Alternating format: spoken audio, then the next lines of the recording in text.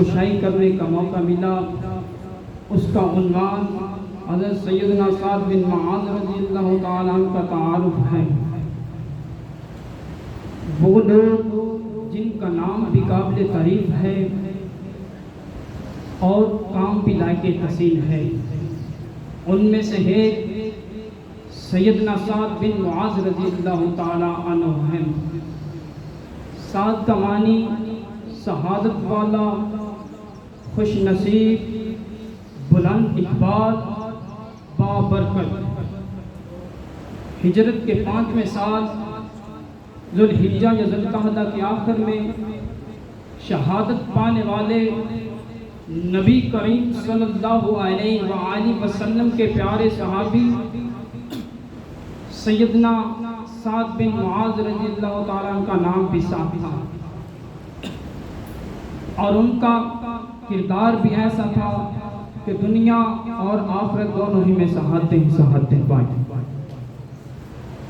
سیدنا سعد بن معاذ رضی اللہ تعالی عنہ اسلام قبول کرنے کے بعد تقریباً 6 سال تک ظاہری حیات میں رہے، مگر اس مختصر عرصے میں انہوں نے کئی سعادتیں حاصل کی جو کسی اور نے حاصل نہیں کی۔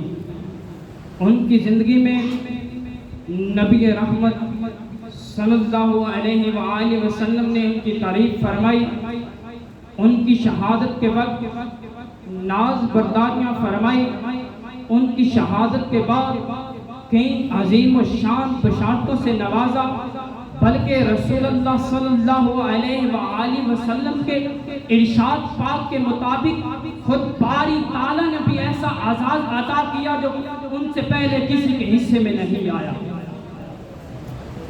میرے اور آپ کے لقبال کریم آقا کے نمائندے سیدنا مصعب بن عمیر مدینہ منورہ میں لوگوں کو اسلام کا پیغام پہنچانے میں مصروف تھے۔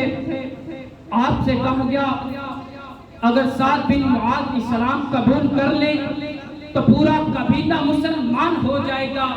دوسری طرف سعد مصعب کے پاس کیا اسلام کی دعوت دینے سے روکنے کے لیے، اور حضرت مصعب نے حضرت سعد کو اسلام کی دعوت پیش کی اور قرآن کی چند آیات سنائی۔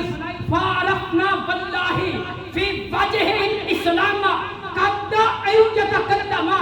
چنانچہ ابھی سعد نے کوئی جواب نہیں دیا تھا کہ ان کے چہرے سے معلوم ہونے لگا اللہ تعالیٰ نے انہیں اسلام کی دولت سے سرفراز فرما دے گا۔ چنانچہ سعد نے پوچھا جب کوئی شخص مسلمان ہونا چاہے تو اسے کیا کرنا پڑتا ہے؟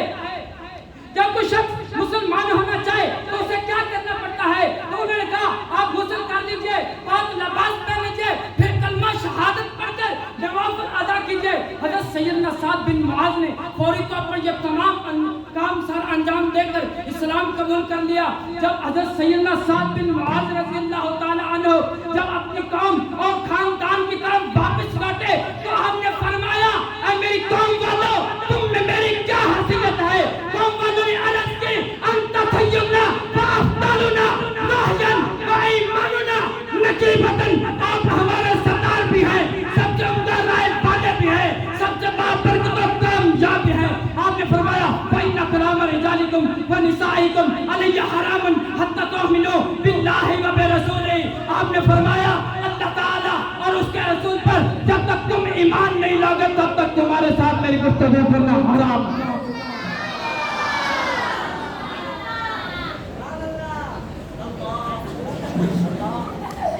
دور جاہلیت میں سیدنا سعد بن معاذ رضی اللہ تعالی عنہ کی مکہ کے معروف کافر امیہ بن خلف کے ساتھ آپ کی دوستی تھی۔ جب آپ مدینے آتے تو آپ ان کے پاس ٹھہرتے، اور جب آپ مکہ شریف میں جاتے تو ان کے پاس ٹھہرتے۔ حضرت سید دو عالم صلی اللہ علیہ وآلہ وسلم کی ہجرت کے بعد سیدنا سعد بن معاذ رضی اللہ تعالیٰ مکہ شریف میں حاضر ہوئے طواف کے لیے، اور پرانی دوستی کی وجہ سے آپ امیہ کے پاس ٹھہر گئے، آپ امیہ کے پاس ٹھہر گئے تو حضرت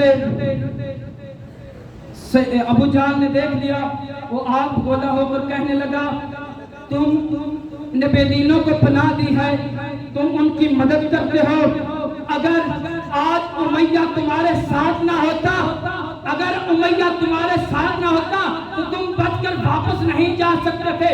آپ نے نائب گرجدار آواز کے ساتھ جواب دیا، اما واللہ لئن منعتنی ھذا لأمنعنک ھذا لأمنعنک فہو اشد علیک منہ طریقک علی المدینہ، قسم خدا اگر تم نے میرا راہ روکا تو میں کو ایسی کارروائی کروں گا جو تمہارے لیے بہت مشکلات پیدا کر دے گی، اور تمہاری مدینہ شریف سے تجارتی راہ فاضل جو شہر ہے وہ بند کر دوں گا۔ امیہ کہنے لگا اے سعد ابو الحکم سردار وادی، تم اونچی آواز سے بات نہ کرو۔ تو آپ نے فرمایا بغیر کسی خوف کے، دان عنکا یا امیہ فواللہ لقد سمعت رسول اللہ صلی اللہ علیہ وآلہ وسلم انہم قاتلوک، اگر اے امیہ تم ابو جہل کی طرف داری کرتے ہو، میں نے اپنے کریم آقا سے فرماتے سنا کہ وہ مجھے قتل کر دیں گے۔ وَسِلْ حَبْلَ مَنْ شِئْتَ وَسِلْ حَبْلَ مَنْ شِئْتَ وَأَتَّ حَبْلَ مَنْ شِئْتَ وَخُذْ مِنْ أَمْوَالِنَا مَا شِئْتَ وَآتِنَا مَا شِئْتَ وَأَخَذْتَهُ مِنَّا عَبْدُ عَلَيْنَا مِنَّا تَرَكْتَ عَلَيْنَا۔ یا رسول اللہ، آپ جس سچائی پر نقصان قائم کریں، جس سچائی توڑ دیں، جو چاہے ہمارے مالوں میں سے قبول فرمائے، جو چاہے ہمارے مال واپس کرے، یا رسول اللہ جو عام مال قبول کریں گے، ہمیں ان مالوں سے زیادہ وہ مال پیارے ہوں گے جو مال ہمارے پاس رہنے دیں گے۔ تو اللہ تعالیٰ کی بارگاہ میں دعا ہے کہ حضرت سیدنا سعد بن معاذ رضی اللہ تعالیٰ عنہ کی سیرت پر چلنے کی توفیق عطا فرمائے، نقش قدم پر چلنے کی توفیق عطا فرمائے۔ وما علینا